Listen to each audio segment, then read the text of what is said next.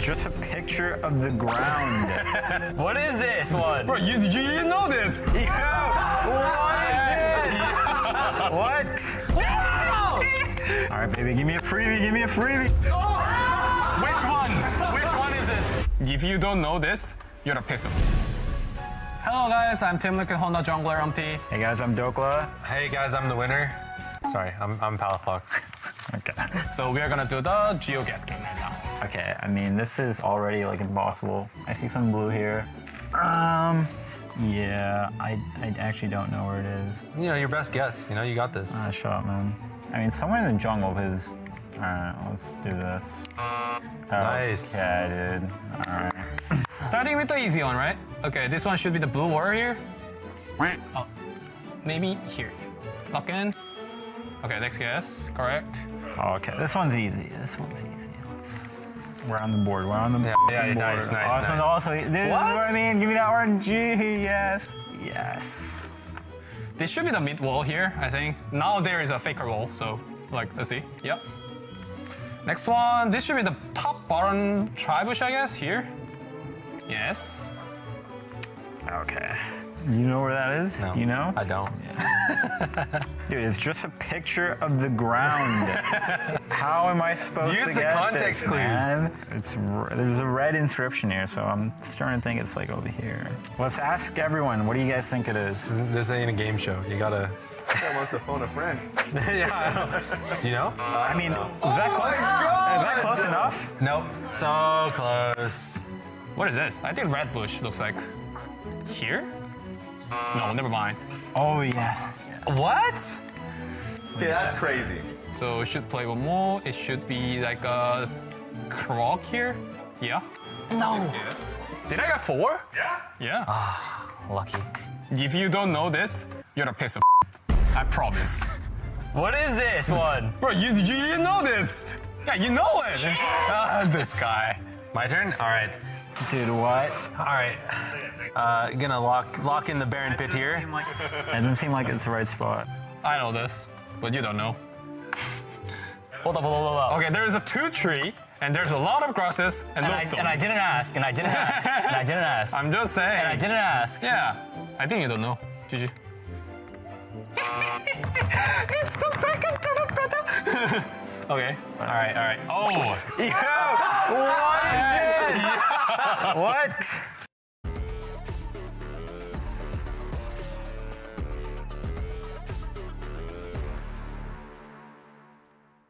Man, I love the dynamic there between UmTi and Yeon. And I didn't ask, and I didn't ask. Want to see the rest of that, but we do have to talk about Impact. Yes. Who's having an insane year, but also it reminds us about his insane career. So, here are the top 10 list for most LCS games all time. Notice how Impact will pass Wild Turtle for first all time in 2 games. We're playing best of 3s. So unless something crazy happens, he's going to have the most LCS games of any player ever. But also, our stats guy did some digging about Impact, and he's got a few other kind of ridiculous career stats. Let's pull up his solo kills. So he's second in LCS history in solo kills. And this is the one that surprised us a bit. And this is also his all-pro resume throughout, even just since 2019. Yeah, the solo kill thing is kind of bonkers to me just because of the way we think and talk about Impact, where we're like, he's so stable, he's so reliable, he'll play weak side. And it's like, actually, he's also been around for forever and has the second most solo kills in LCS all time. Remember how his career started? Top die. Top die. Top die. World Championship, actually. Okay. LCS career. Okay, Thank there we you very go. much. There we go. I should have worded it a little bit more. Yeah. But yeah, top die. He was somebody that, yeah, you were right, Emily, the stability that he has within lanes, but he's a perfectionist in how he plays. Anytime he has a great lane or a great game, he's always going to be like, oh, but if I did this and this and this, then I could have turned it into a solo kill or turned this into a winning fight. So it is a credence to how great his career has been. Yeah, let's pull up predictions. And one thing that I will add about Impact is his ability to sneak solo kills in losing matchups is the greatest of all time. because he actually picks so many losing matchups, which makes his solo kills even more impressive. Yeah. Right? He's actually not great at stomping lane. He's incredible at sneaking solo kills and losing lanes. Okay. That's his special skill. right. That's it for us, though, from the desk. I caught up with both coaches ahead of the series. Take a look. Hey, I'm here with Anero from Immortals and Spawn from Team Liquid, head coaches. Also, both very strong. We were talking about weightlifting earlier to set the mood. But Anero, how are you approaching this matchup against Team Liquid, who a lot of teams have considered the best team so far this split? No different than any others, to be honest. It's still really focused on ourselves. Like, we're messing up things ourselves, not necessarily other teams screwing us over. And that's kind of been the Immortals' MO. So I'm just focused on us, not even them. What have you been working on the most? Same thing. Like, our team fights have been rough. I think that was pretty clear versus Fly. Like, our setups for those and where we're at with it. So it was really just focused on that. Okay, sounds good. And Spawn, still undefeated so far this split. How are you hoping to close out the last 3 weeks? I mean, obviously we want to win, but I think more importantly, we're not here for the regular season. We need to work on a couple of things for playoffs. I think we've been pretty disappointed with our play since we came back from EWC, so we're looking to clean it up, and I think that we just need to make sure that we're taking it every game at a time. I think we put the cart before the horse a little bit, so now we've brought it back to basics a little bit this week. Anything in particular that you were working on? Yeah, I think that, everyone wants to be able to play everything, but in reality, we need to be able to play the things that we play very well. So we just simplified the game this week and simplified our draft, I think, a lot. All right, looking forward to watching the game today. Back to the casters. Necessarily in lane. It was like, Ladies and gentlemen, welcome on back to the LCS. It's time for our final series of the week. I'm Captain Flowers, joined by Azael for this one, and we have a very special guest. Please welcome Huhi back to the casting desk here to join us for game number 1. How you doing, my friend? I'm just here everywhere, doing Yeah. being in the lounge, and now I'm here to Mr. Worldwide. fight with you guys. Man of many talents. Let's go. I'm looking forward to it, man. This matchup, we already heard a little bit about it.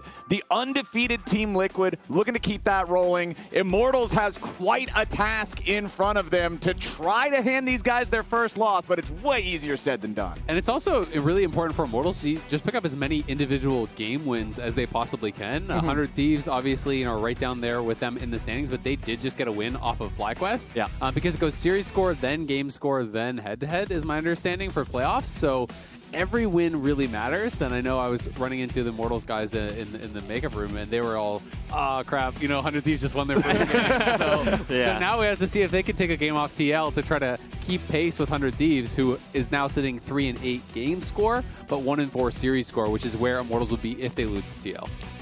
I think the most important thing is I need them to lose the series. Okay, that's the nothing number one personal here, priority. but I think they should lose the series so that Energy might have a better chance of going to the playoffs. No bias, though. Yeah, no bias. No bias. Just that's my thought. just objective observation. Put it out there, You're on the caster It's desk. facts. Energy would have a better chance to go to playoffs if Immortals happens to lose. Mathematically proven. We're through the first half of the bans, though. It's Jace, Ashe, and Ezreal banned out by TL with that trademark Ziggs for APA alongside UmTi, Sejuani, and Maokai banned out by Immortals, and Team Liquid is going to first lock the Ivern. Yeah, we just saw Ivern last game as well. Is this something that's getting a lot more popular in scrims, maybe? Because back-to-back series now, seeing it pop up. I think for sure, Ivern was like a pick that LCS only played, and then I think it started popping off a lot more in LCK especially, and I think when LCK plays it, the prior kind of now higher, it proliferates, yeah. With this AD carry mids, I think definitely AP junglers are powerful, but a champion like Ivern can also function really well. What kind of pairings do you like besides that then? Because I've always thought it works really well with Juggernauts and some of these kind of melee bruisers and stuff. We obviously saw Darius Ivern as one of those combos as well. Ivern Azir is also a really famous pairing. Yeah, but usually Ivern you want to kind of pair it with AD carries mid, Tristana, Corki, Zeri, even Lucian. Yeah, I think those are just powerful. So literally any AD carry. Yeah, just any AD carry. Any really strong champion. In every lane, even top Zeri, lane. Tristana, Corki, Lucian, Varus. Hey, all these have something in common, Azael. Anyone who could build a static shift. What about mid-gen? Hey, it worked yesterday. Yeah. All right, so we got the Corki, the Lillia locked in for Immortals. Team Liquid going to respond, picking up that Tristana and the Leona. They say that Tristana got nerfs, but I'm not really seeing the impact of these so-called nerfs. Gentlemen, I feel like this champion is still all over Summoner's Rift these days. Yeah, I mean, it's definitely a really strong pick. People can also play Lucian into Corki, but like Tristana into Corki, it's just basically your preference and what you're more comfortable with. And I think especially when you're playing just into this matchup, there's not a huge amount of pressure on the Tristana, so you're not having to press your Q non-stop, and that is where the nerfs actually really do hurt you. I think there's some of these mage matchups that can actually just trade constantly with you and pressure you a little bit more heavily, where Tristana then is having to press Q on cooldown. And if you're doing that, you can actually run out of mana. It can be problematic. But in Corki Tristana, it's almost always just a farm fest, and then once Corki gets tier 2 boots, maybe starts trading a little bit more. But in that case, I don't think the Q change is really that much of a big deal. All right, we got the Rell locked in here for Immortals to make sure that they have some engage potential. I always like that. Let's see what we're going to get in our second half of the bans with the Renekton banned out by Immortals. They don't want to give Team Liquid that evergreen blindable pick that you can just have up in the top lane. And it's one of those bruisers that, again, I do think works quite well with the Ivern, you know, one of those style of champions. So it's going to be interesting. MF going to get banned out as well. A lot of focus on these marksmen, obviously, as Tactical has still to pick his coming into the second round. If you're on TL side, you know that there's no AD pick yet. What else would you maybe be thinking about banning here from the TL side? I mean, I feel like they can maybe go for like something like Kai'Sa. Senna is still open, but they both pick their support, so like it's not going to be an option. Maybe they might pick like something like Caitlyn, but I'm not too sure, yeah, what they're going for right now. Caitlyn would be interesting. I feel like we don't really see almost any Caitlyn these days. It yeah. feels like you have to get so far ahead, and if you make any mistakes, you're kind of screwed. You usually see it with like a Brown pick, and then you pick Caitlyn with a double AD carry. It's usually really powerful, but okay. I think with the both supports picked, I also think it's not going to be an option for them. All right, the Gnar removed by Team Liquid, and a very fast lock on the Zeri for Immortals. Let's see how Team Liquid wants to respond to that one now. What will we see here in this marksman role with so many banned out? I feel like they're going to try to go for something like Kai'Sa, yeah, or yeah, I just think Kai'Sa looks like the best pick for here for Team Liquid. Okay. Hovering around on a couple of different things, though. Definitely going to keep us guessing all the way through the timer. See what they end up wanting to actually lock in here. 1 second, 0 seconds. All right, a Xayah angle instead. Yeah, it is interesting because obviously, you know, Xayah really good at absorbing engage, but there is a decent amount of poke over on the other side. You know, maybe just as an answer more to the Rell, was worried about playing something that was a little bit more stationary. Yeah, I think so. I was actually quite surprised because, like you guys are mentioning, they don't have too much dive. They do have Rell, but Xayah is an okay pick. But Zeri is definitely a more like powerful and more meta pick. It's gonna be strong throughout the lane and in the late game as well. Rumble is kind of interesting. There obviously is the Leona for setup, but there's not like a massive amount of setup here for the Rumble. And it is going to be K'Sante as that final pick coming through. People are just still loving K'Sante. Flowers and I were talking about this, but K'Sante has had a horrible win rate in LCS. It is for top really teams bad. as well. It is like really struggling since a lot of the nerfs, but it has maintained so much popularity still with pros. I mean, the champion is just a little too strong. You know, like the kit is just too strong. The Riot nerfed it so many times, but like, yeah, even though but the it's win rate losing is all low, the games. That's a pretty still, big red line. It's like once in your team, when my top laner picks K'Sante, you know, like my stress level goes down. I'm like, oh, we have a rock in the top lane, you know, like, instead of having something like Varus or Zeri top, you know, like I'll rather have a K'Sante. So. Varus and Zeri makes the stress go up. K'Sante like, brings it back. I got to think about how to make that Varus or Zeri top work, but meanwhile K'Sante, okay, you know, like you can lose your lane, it's okay. Like you're gonna be a K'Sante anyway. Yeah, okay. Yeah. The stress relief K'Sante lock. So we see both full rosters completed now. Huhi, I'm gonna ask you first, which side do you prefer off this draft? So I think to cast a curse, I do think IMT draft is better. Okay. And that I hope that Cast a Curse kind of works and TL kind of manages to win. But yeah, right now I think as of right now I do prefer IMT drafts a little more. Okay. What about you, Isaac? Same thought or?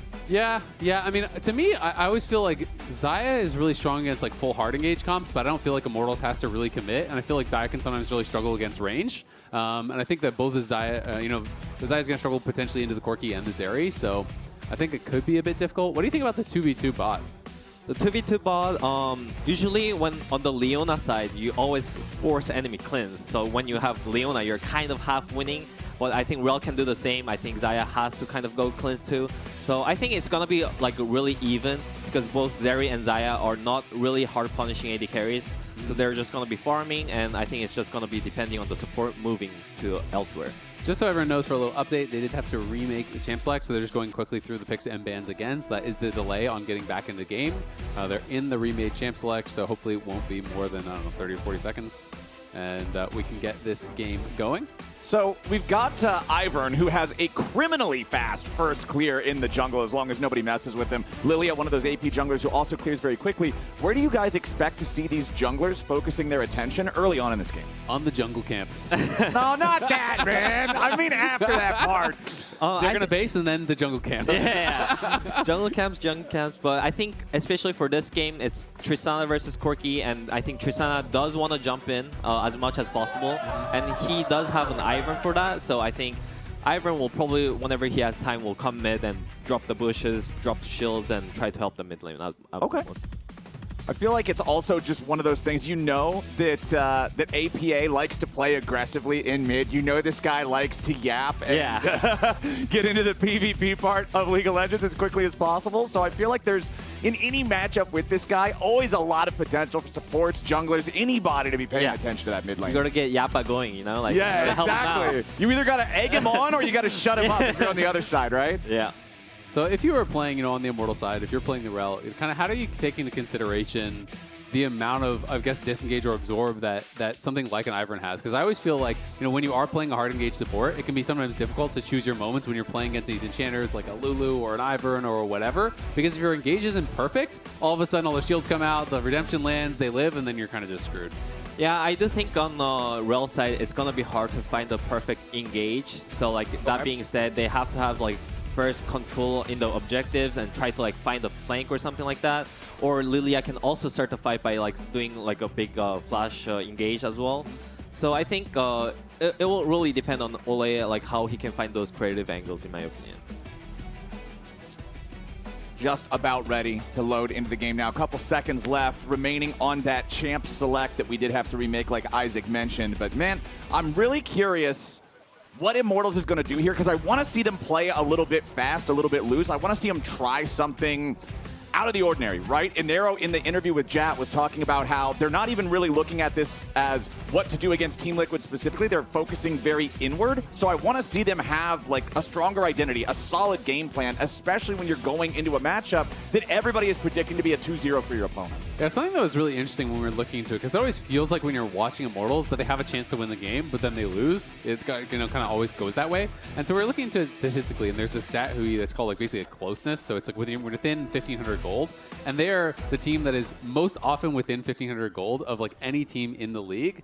But they always seem to kind of falter at the finish line. So, you know, having watched some of their stage games, having scrimmed against them a lot, you know, what is it you think that is kind of maybe going wrong for Immortals where they can't convert any of those scrim results kind of into wins on stage?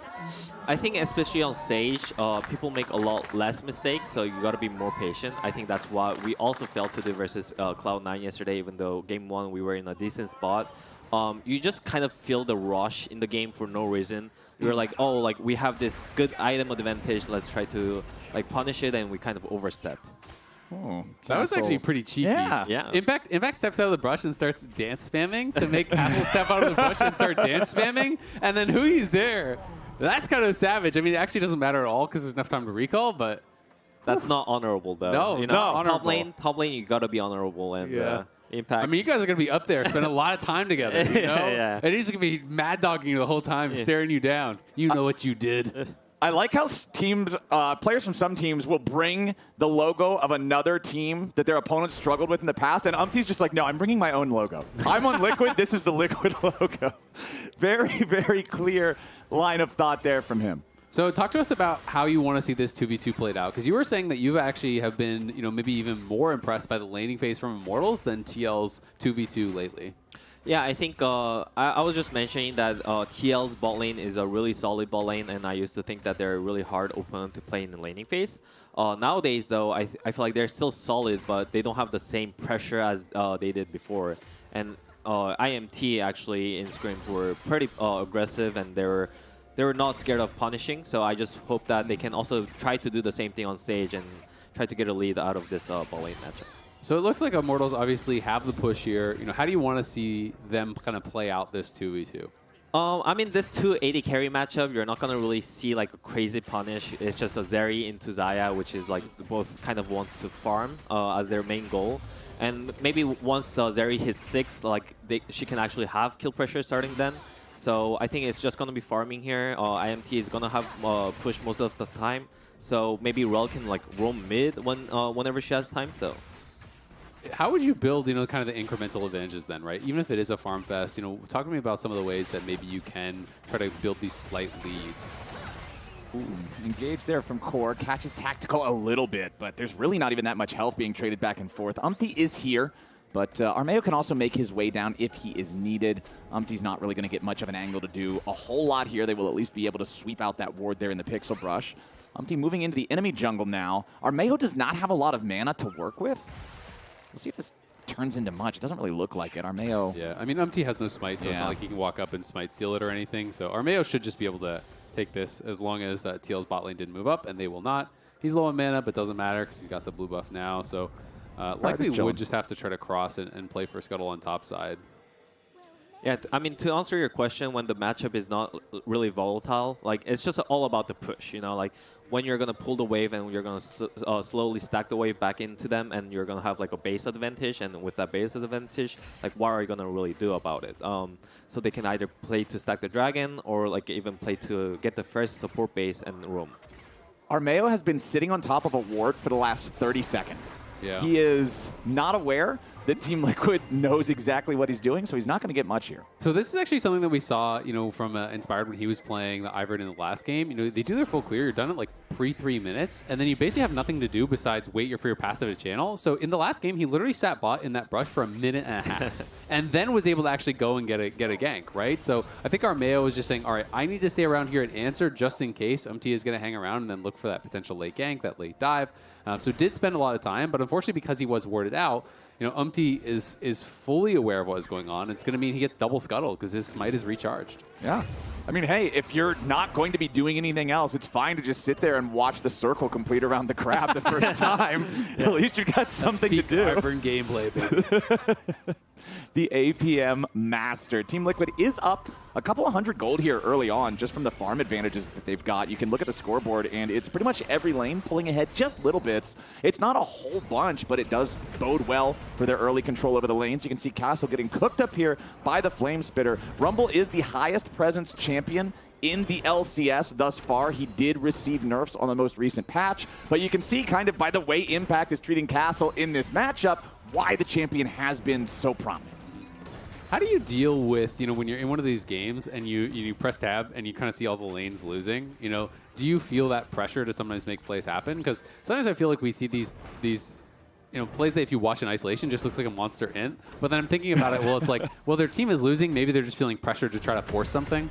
I mean, for sure, I think the pressure is a big factor, but especially in this kind of game, I think they just understand that nothing crazy is going to really happen. I think every lane is just farming peacefully. The two junglers all are also farming peacefully. So I think unless the grubs, which is about to spawn, and they decide to contest it, like I don't think anything is going to really happen even here. They might just give the grubs and trade the dragon for it. Yeah, it definitely looks like Team Liquid has their sights set on the grub. Because of the fact that CoreJJ is already up here, you can see Olleh still down in the bottom half of the map, so it will just be that agreed-upon neutral objective trade. Armao grabbing the first Drake. It's only a Chem Drake, which most people like the least out of all of them, so I don't think Team Liquid's going to be too stressed out about that. They'll enjoy the grubs instead. And I always like it when a team prioritizes grubs when they have the early lane control, so you can get the early value out of hitting the turrets and maybe grab an extra plate or two compared to what you otherwise might get. And I feel like this is really the only option, though, that Immortals have, because it does feel like there's prio in top and mid for TL, so I don't think challenging the grubs would be very easy. So, you know, even if you prefer the grubs, I feel like they kind of just have to take the secondary prize and accept that they're going to get the dragon. Plus, honestly, as much as you don't like getting a first Dragon Chem tech, I will say, I'm always happy that it means it's not going to be the Soul. No Soul. Yeah. So it's like, that's a good thing. Yeah, like, well, Soul is going to be worthwhile this game. Yeah, and even after, like, the 6 grubs is what's really powerful, so I think IMT will put more thought into that when the second grubs are going to spawn. They might even, like, try to lane swap, even though it's versus a Rumble. I think IMT are pretty good at those kind of swaps as well.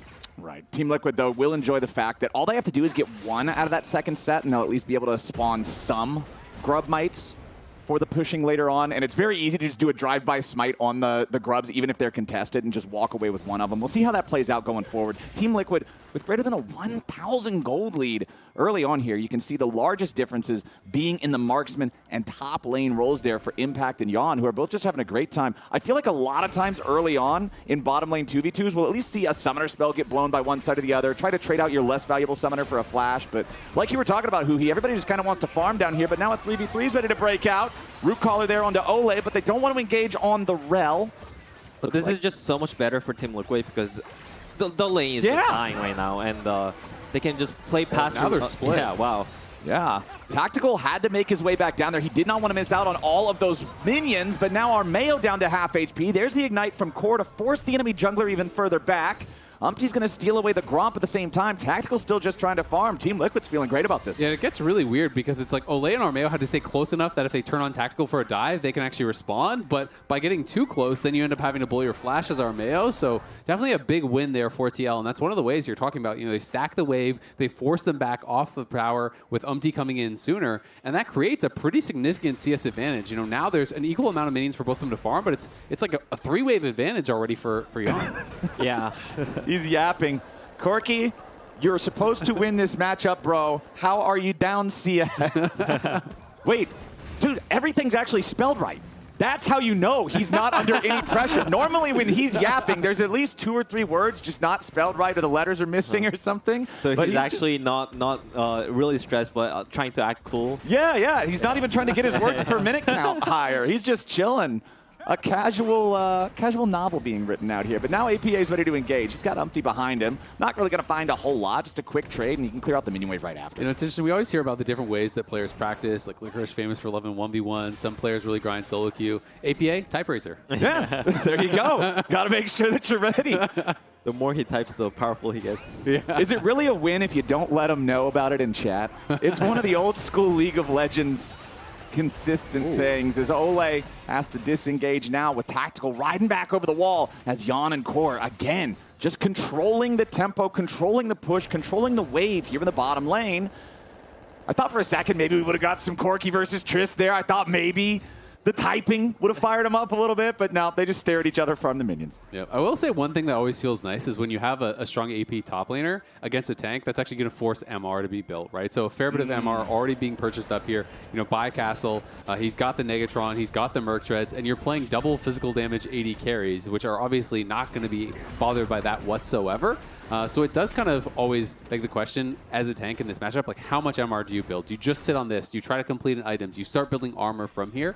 Because you kind of need to be starting to build up armor to answer the ADs, but at the same time, if you start stacking too much armor and then you're stuck in these extended matchups against the Rumble, well, then you can be in trouble from that. I mean, it's another reason why Rumble has been banned so much during this meta that has been double marksman or triple marksman or as many marksmen as you can shove into a team composition in League of Legends. Armao going bowling here. Hits Yeon, but it's Xayah, so even if he wasn't right next to the turret, it's not like you're really going to get a whole lot out of that. Yeah, so the second grubbies are about to spawn, and I think both teams are trying to put Pyro in it, and I think there might be a team fight here, or we'll see how it goes. We are 11 minutes into the game, and there is still no first blood, but Team Liquid is up 2,000 gold just from their lane control with the waves and the plates that they've been able to secure. 3 of those there in the bottom lane, and now they've still got total control over the top side river. CoreJJ is going to clear out this enemy control ward. UmTi's going to summon up Daisy, and it's time to start farming the grubs. It looks like Immortals has no response. Yeah, it seems completely uncontested. So when you give a team that's already ahead 6 grubs, they're just going to get more ahead. It becomes very difficult when they already have pushing lanes. Then you get the double grub spawns coming through. It's so easy to just poke away at these turrets. Yeah, and they're not even starting the dragon, so this just means that they can't even trade the dragon for the grubs. So now they have to play to defend the top dive, and now TL also has a choice of just basing after this and playing for dragon again. This is really tough for Immortals. I want to go back to what you mentioned earlier, Isaac, when you're talking about when you hit tab and you look at the scoreboard and everybody's losing and that pressure that it puts you under. Yeah, it's kind of bad when you're down 500 gold early. Try 5 times that much. Without a single kill on the board still, Immortals continues bleeding. They've got to do something here. I'm feeling the pressure for them. Yeah. The Cassante is not lowering my stress levels at this point. I feel like something has got to relieve this pressure. I think it's either going to be a TP play by Cassante, or I think they have to at least wait for like one item from Corki and Zeri to like for them to feel confident so that they can start a fight and like try to skirmish them. That feels like the classic in pro play is, people obviously, you're not going to know the exact gold deficits, but you look at the item disparities, right? Yeah. And so it's like when you are behind, you complete one item, they don't have their second yet. Okay, let's see if we can get something done. How heavily do you think they actually need to force around that one item completion, or do you think it's still okay to just keep farming? Whoa, hold on now. CoreJJ, he's going to get engaged on, but he turns it right back around. A nice solar flare finds Armao. He's going to try to get away. It ain't going to work. It's a 1-for-1 trade now as Core falls to the reinforcements of Immortals, but Olleh needs to exit a whole lot faster than he's doing right now. A double kill for APA, and Mask is trying to get away underneath the turret. The Corki lives, but I don't think Team Liquid wants to allow that to continue happening here. APA just getting rid of the minions, forcing the wave up. They're cutting off his escape route here with UmTi and Daisy working together as Mask tries to escape, and Castle keeps him alive.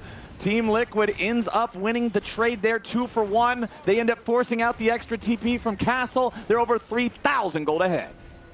Yeah, I mean, like I said, Tristana had his Kraken, which is his first item, and Mask still didn't, and they kind of forced the fight IMT, and it ended up being really bad for them, and I think they're even farther behind, which I think they just have to take it a little slower. Well, Team Liquid starting up that Drake now, and once again, there's just nobody from Immortals even in the same zip code as this thing. There's no fight they want to take. Yes, you've got the Zeri Shiv completed. Corki's still sitting on those components. There's just no fight to be had, and Team Liquid going to even up the Drake count now. Let's take another look at how this fight started.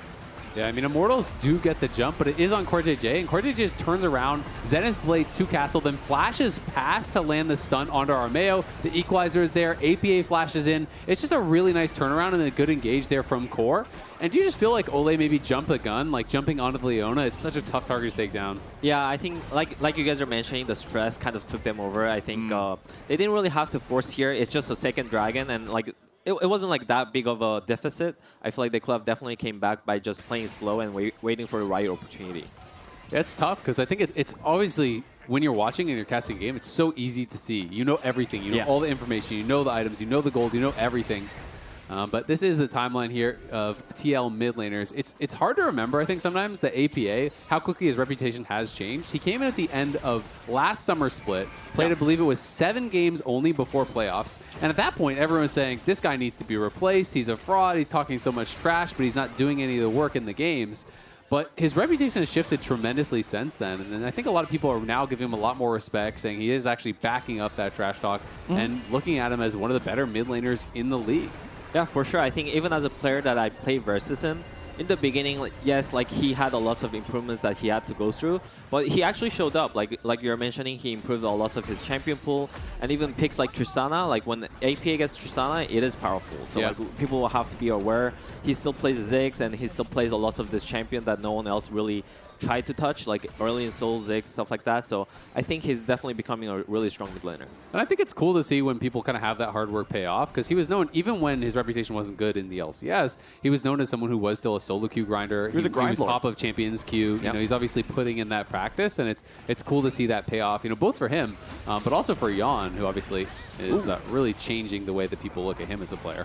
And there's the Xayah pick coming in real clutch. The Feather Storm gets him out of any sort of danger of Immortals trying to collapse. TL is going for yet another neutral objective, but this time Immortals have decided they want to take the fight. Castle goes all out, and Yeon has to try to escape. The equalizer brings down over the top, and now you got a whole lot of damage right back into Immortals' health bars. That's 2 dead. The front line collapses, and the back line retreats. Armao and Tactile have to get all the way out of town. Yeah, Immortals might have slowed them down, but it cost them a lot. not to do it. Yeah, I mean, they're just trying to force on Yeon there. They got his ult out early on that play around mid lane, and as he's rotating, they look for the catch. Castle does find him, but the Equalizer turns around the fight so heavily. When you force into those jungle corridors, Equalizer is so deadly to actually be able to follow up on.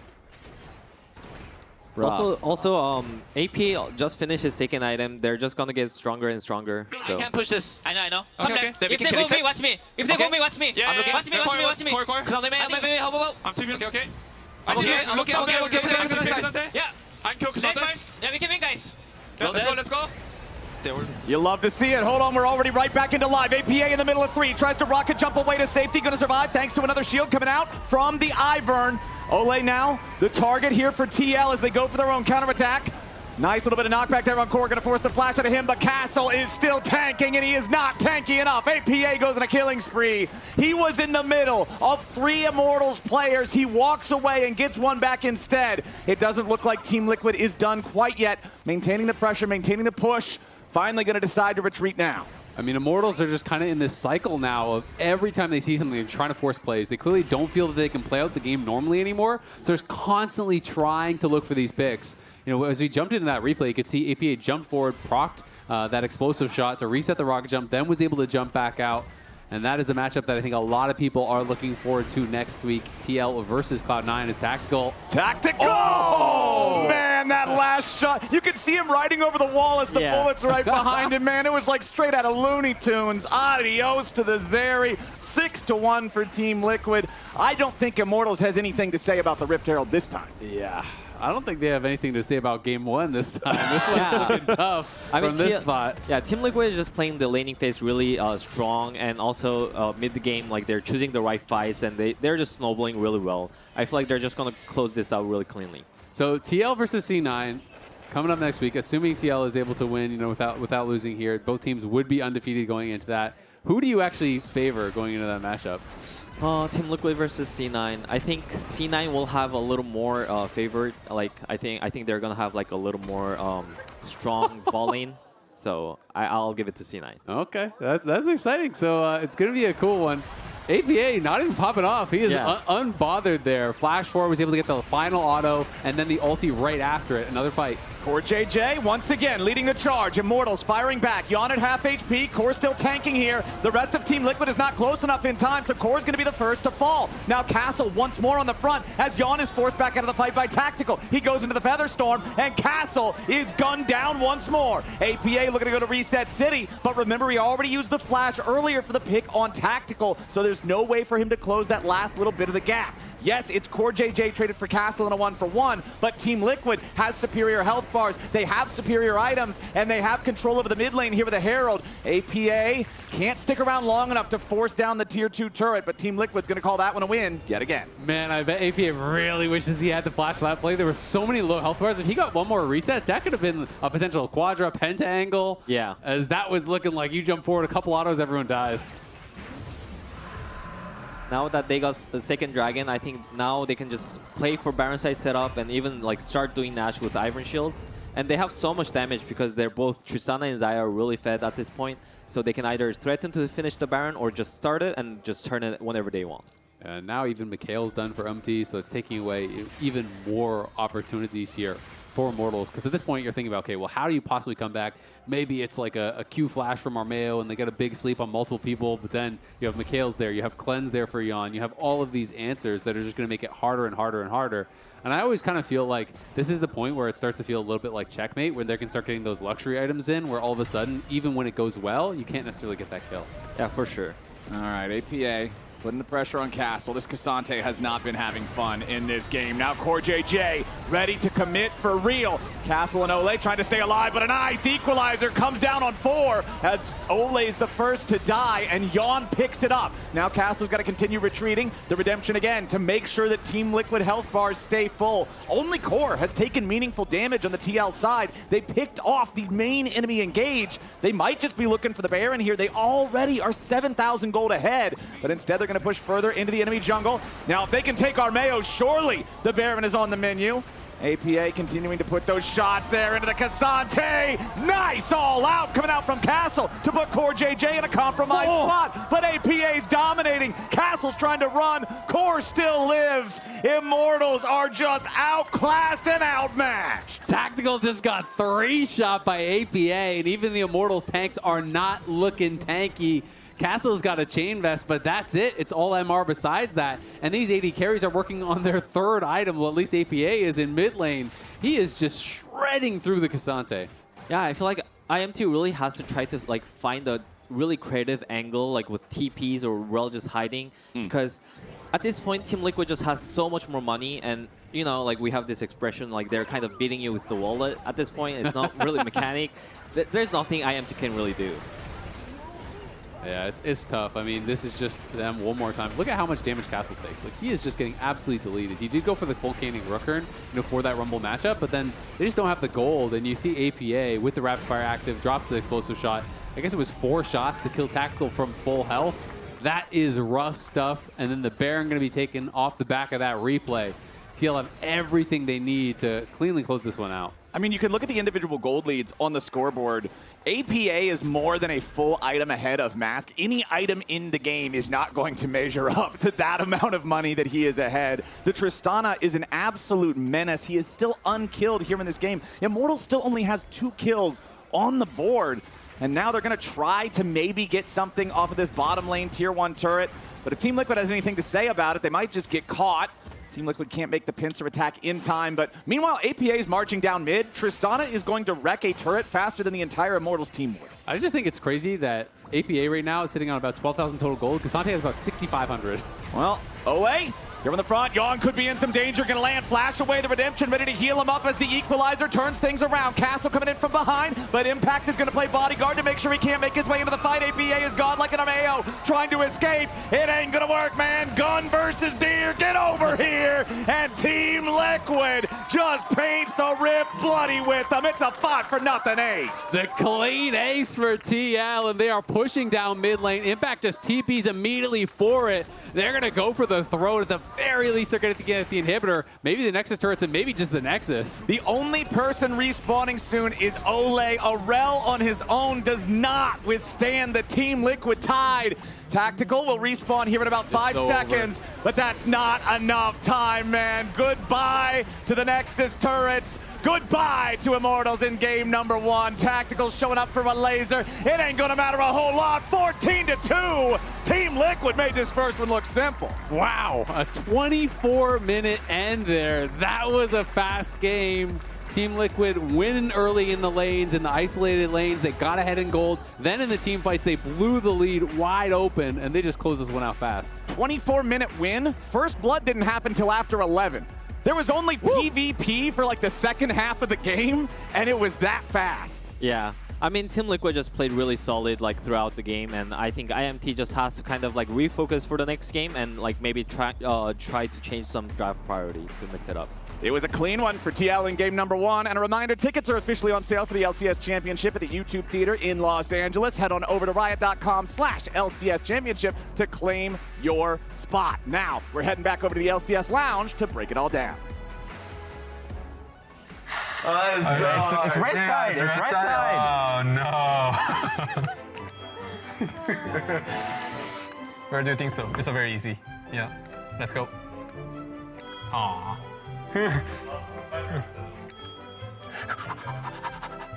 Oh, this would be really embarrassing if you don't get this one. It's a little embarrassing. I'm a little confused. I feel like it's like bot lane, but I don't understand why I don't know this. This seems like such an obvious spot. Let's look at the context clues. There's trees, a rock, a tombstone. See, I feel like this is like like you'd see it a lot when you're split pushing, but like I'm pretty bad at that, so I wouldn't know. It just has to be bot lane, right? Like, dude, I can't believe it. Oh, it's split pushing. Split pushing is right mid, bro. What are you saying? I wasn't gonna help you, but like, oh my god, you didn't get this one. Where is this? Yeah, where is it? It's a really good question. I want to just guess it's like blue buff or something. Oh. Okay, honestly, I wouldn't get that. I'm pretty sure he doesn't know. His mouse point is like tweaking. It's a river. It's a river. Yeah, but I don't think there it is. Your mouse pointer is not there. It's It's a top river. Oh. Oh. Which one is it? Which top river is it, man? Can I count the time? Yo, chill. How much time do you have? Chill. Tell me. Chill. 40, 39, 38. No! Oh. That is blue. Bang! Are we tied? We're tied. We're going into OT now. Oh, I went through all my guesses? Yeah, now it's your turn again. Do you want to refresh? And he goes like No. What? He's trying to get out of a bad spot. Look at him. Look at him. I'm not. All right, then get it. You don't know where this is either. Like, I don't know what you're trying. We're in sudden death. I feel like this is in top lane. You're looking for hints or what? Yeah, like I'm trying to look at Raz's eyes, but he has glasses on, so I can't really see. You do? I know what this is. Don't tell him, Raz. I swear it's like around here, but. Yeah, I swear too, yeah.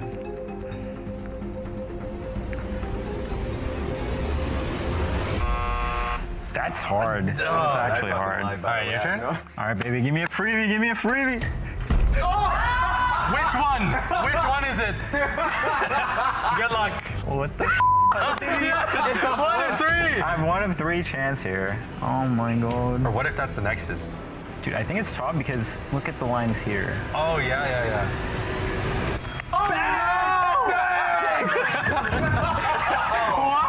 I'm fucking goated. Oh my god, I thought it was the bot one. I'm Geo Rainbow right there. You know, I thought I knew a lot about what the map looked like. Yeah, I don't know anything about what the map looks like. I needed it to be a little bit more zoomed out. I probably get it. But... Yeah. Thank you. Okay, thank you. Thanks for watching. Thank you. You know Viper and you know Sniper, but did you know they had a third brother? That's right, the third brother, Crimson, has been playing in the Challengers League this split, and his brothers are convinced he only needs 1 split of Challengers League before he is ready for the LCS, and he's already well on track as a frontrunner for the Rookie of the Split. And yes, of course, he does play Riven. We have even more awards, and one of these players has just replaced his coach in the top lane. You all remember Niles from his time on Golden Guardians? Well, he's been replaced by Zamudo, and he's been looking fantastic with some of the best roams and flanks in the entire league, consistently winning lanes and finding wins for his team. We've consistently seen that Zamudo has leveled up his game over the season now that he's on a top team. The growth of Zamudo has made him an easy frontrunner for the most improved. However, the award is tightly contested as 2 former LCS pros are once again looking like they might deserve another shot. Tomo has taken his LCS level laning that we already knew he had and converted it into way more wins than Disguise would have otherwise taken. Now he continues to show dominance as the best AD carry in the league, and it's not close. Tune in at 5 p.m. Pacific, and remember, the future of the LCS starts after the LCS.